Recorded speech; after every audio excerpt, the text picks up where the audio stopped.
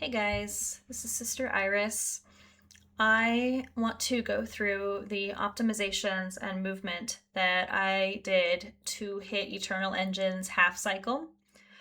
The cycle in Eternal Engine is some moving platforms about halfway through the stage. They go up and down, and if you hit it at a bad time, then they go up and down enough that you just have to wait for them to move and let you get to the next part. So this applies to restricted skips and mission 2 primarily, because they're the only two ILs where in their modern iterations you go for this cycle at full speed. But because missions 1, 4, and 5 you have BOFA, and mission 3 the chow is before the cycle. But in missions 1 and 4, if you're going for old EE skip instead of BOFA, that skip is after the cycle. So if you were running that version of mission 1 or mission 4, then this would apply for you as well. I'm just going to do a quick show. This is what first cycle looks like. This is my old M2 PB. Because at first cycle, you hit the platforms right as they're coming up, and then you do a pause hover using your upward momentum to get over.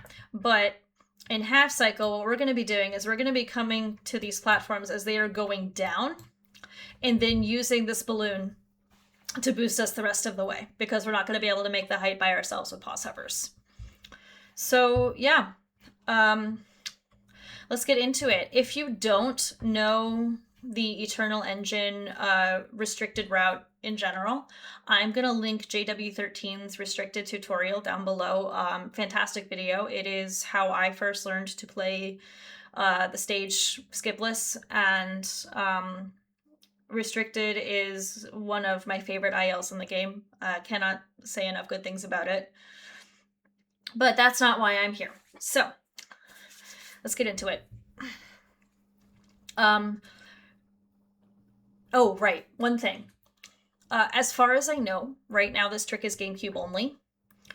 That might change as discoveries are made in the future, but my route for this relies on a frankly stupid strat that operates slightly differently from GameCube to PC. I have not been able to hit it in PC the way it operates in GameCube. I don't know the full difference. But if new information comes showing that this can be done on PC, then I will update the description and possibly make a new ramble about it. All right, now we're going to start. I'm going to full screen this. So starting the level, first thing I do is hold straight right, because that's too far. Tails is dropping at this weird angle. And in front of this very, very first door, we have two enemies flanking it. When you're facing directly towards the door, it's one on the left, one on the right. But at the angle we're falling, the one on the left is almost directly to our right. So I start the level holding right, so that as soon as you have control of Tails, he'll start moving to the right. And then the movement you want to do is once you pass this, let's see, roughly this line on the wall. Yeah, you see when Tails' foot hits that is roughly when I start shooting. And you see that laser's pointing down. I've locked onto the enemy.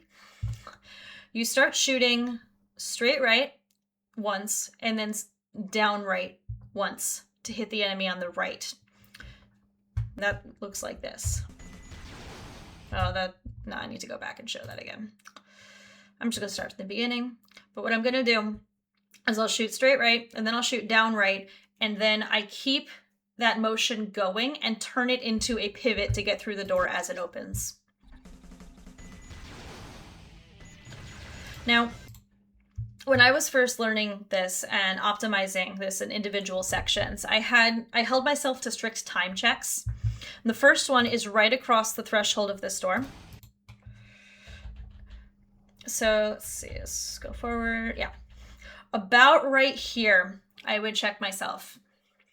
And if the time up here was more than 2 seconds, it's too slow. Just because of how movement works, of course, and the amount of time you can save will naturally get smaller as you go through the level. This is the most lenient of those time checks.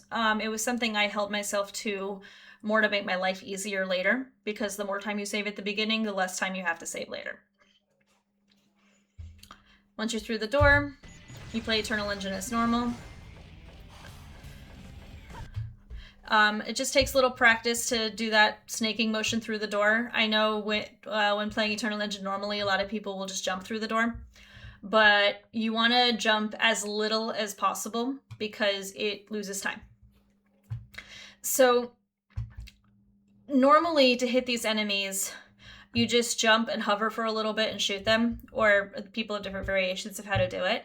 But for this, you have to do a very specific strat, because you need to take out both of these guys fast enough in one jump for you to land and keep walking forward and be through this door. Which means they have to die pretty much at the same time. So the way to do this is, as you walk through this door, you want to jump and make a sharp left turn. You see, I turn left and then turn back. That left turn was to lock onto this little doohickey on the wall. And you notice I have Laser Blaster. And if I take out this thing on the wall, this enemy is close enough to it that it will also get destroyed. It is possible to snipe this enemy without Laser Blaster, but it's really hard. And I just keep Laser Blaster on for my Eternal Engine ILs, especially because this is Dolphin and we don't have Upgrade Remover. But once you've locked onto this, you notice I turn back, right? I'm turning back towards this enemy and firing a shot that will snipe it. I notice I'm locked on, but this homing missile is not going to get there fast enough. This bullet will. So Laser Blaster taking care of this guy at the same time as your bullet is sniping this guy. And then they both die at the same time, and the door is opening to get through. I'm going to show what that looks like all in one sequence. It's something that just takes a lot of trial and error to figure out and feel out the inputs. I'm not going to specify specific like stick directions or inputs or anything. You just need to make sure to turn far enough to lock on to the object on the wall, and then turn back at the right angle while you're falling at the right height to send a bullet that will snipe the second enemy.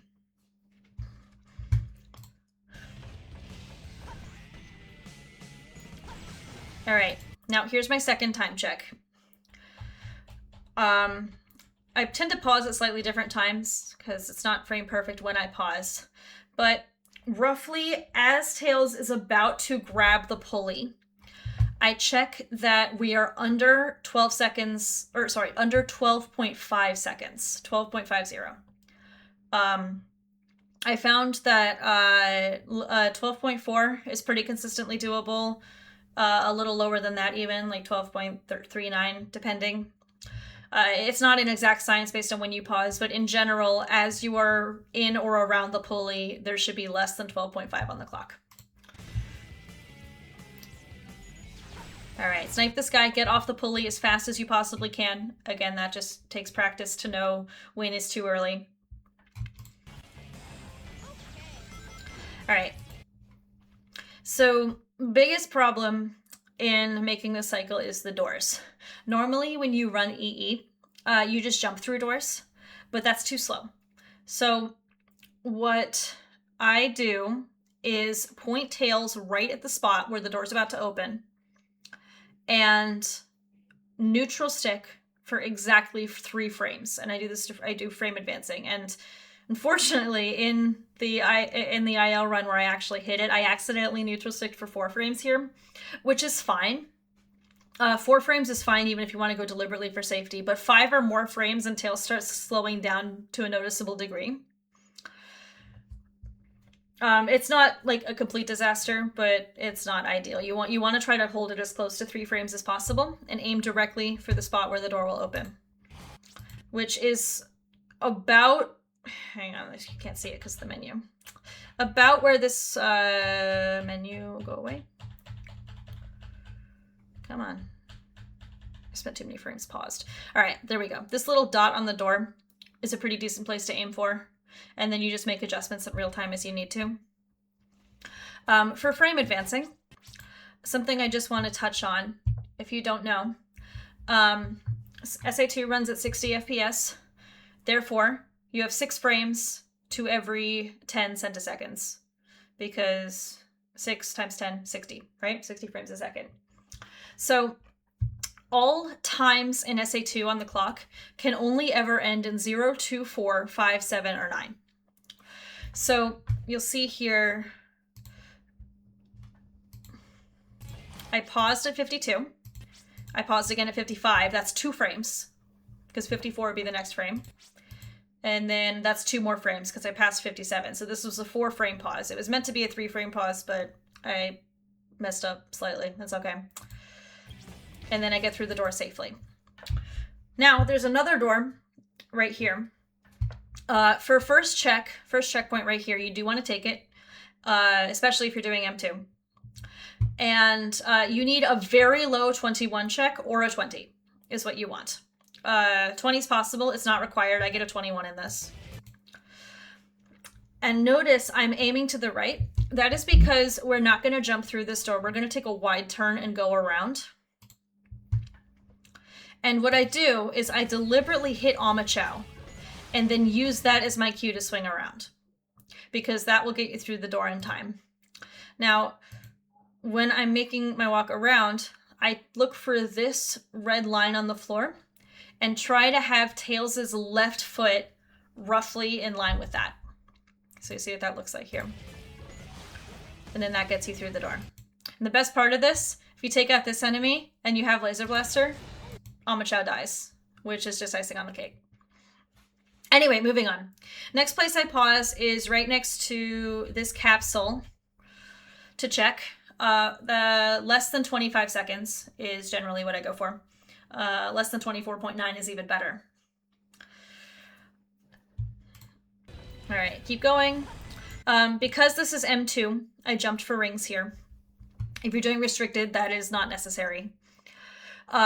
I did want to take this moment to say I don't pause buffer through every door, because I found it easiest to only buffer through the doors where I was holding straight. And with this one, even in restricted, you can't do that because there are lasers in the way. And neutral sticking and then refinding some arbitrary diagonal direction is just really unsafe, and is just a really good way to slow Tails down if you're not careful with what you're doing.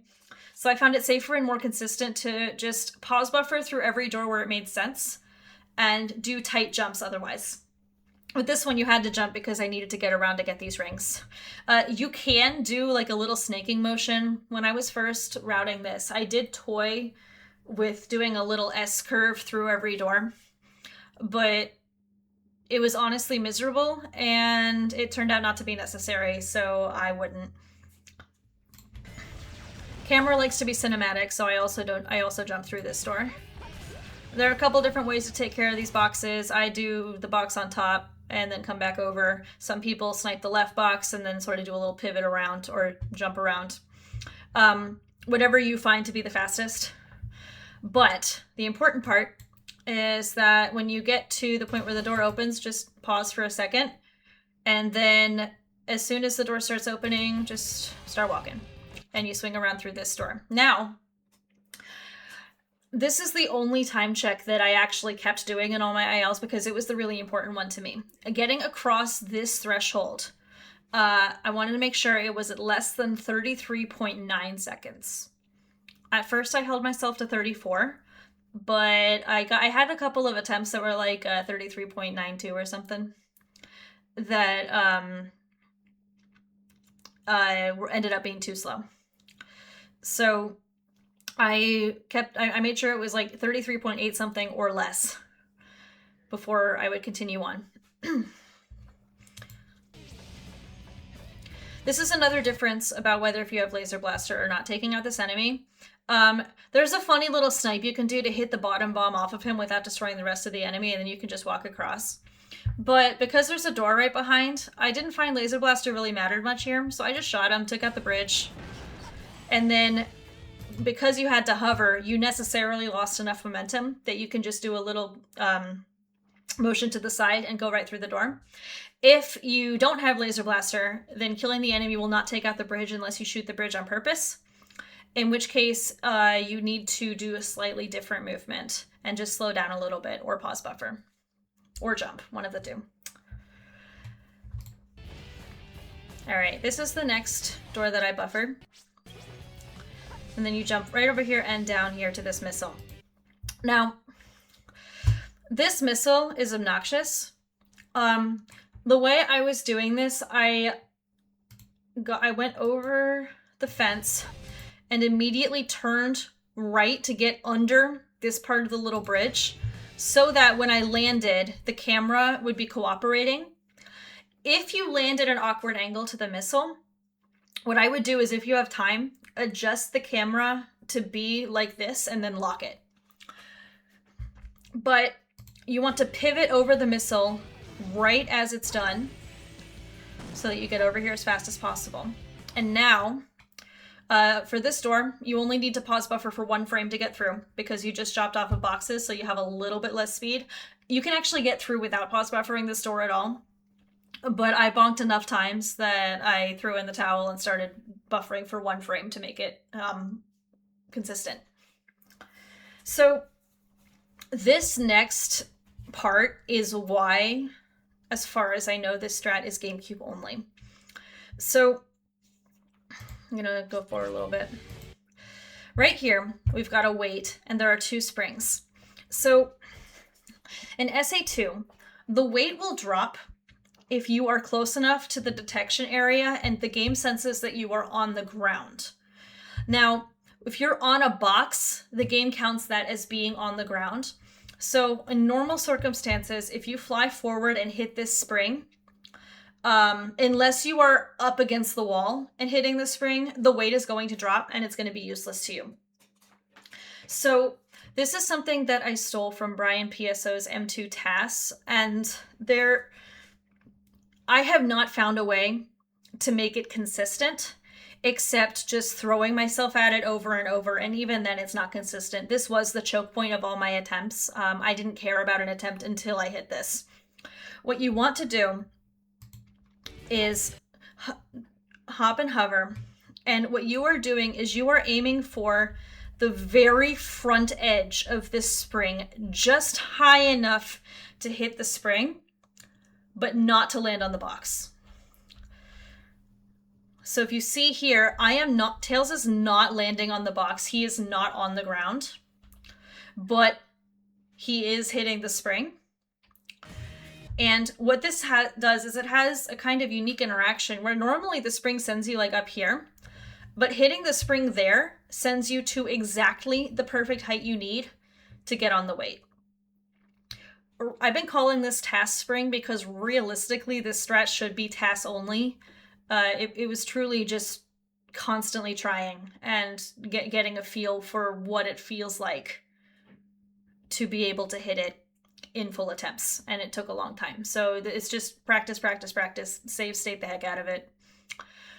But the reason it's GameCube only is because, as far as I know, give me a moment.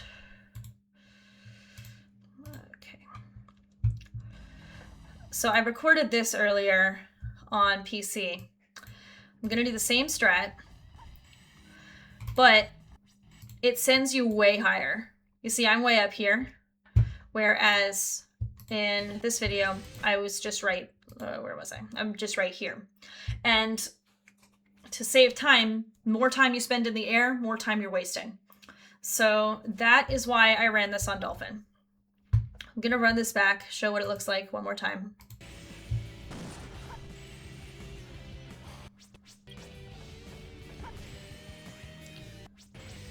Then hit this capsule. And of course you jump as soon as you can. And then you want to jump through here. jump and snipe this enemy. JW covers how to do this in his restricted tutorial, so I'm not going to really talk about it. For the second checkpoint, you want a low 1 minute check. Let me see. I think 1 minute, like 1.2. 1 minute, like 0.2 is I think good. Okay. What did I get here?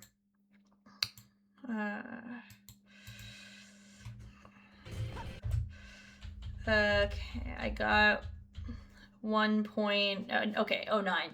Yeah, I think I had a couple of attempts where it was like 1.35 or something, and it was just too late. So I would say 1.2 or faster is what you want here.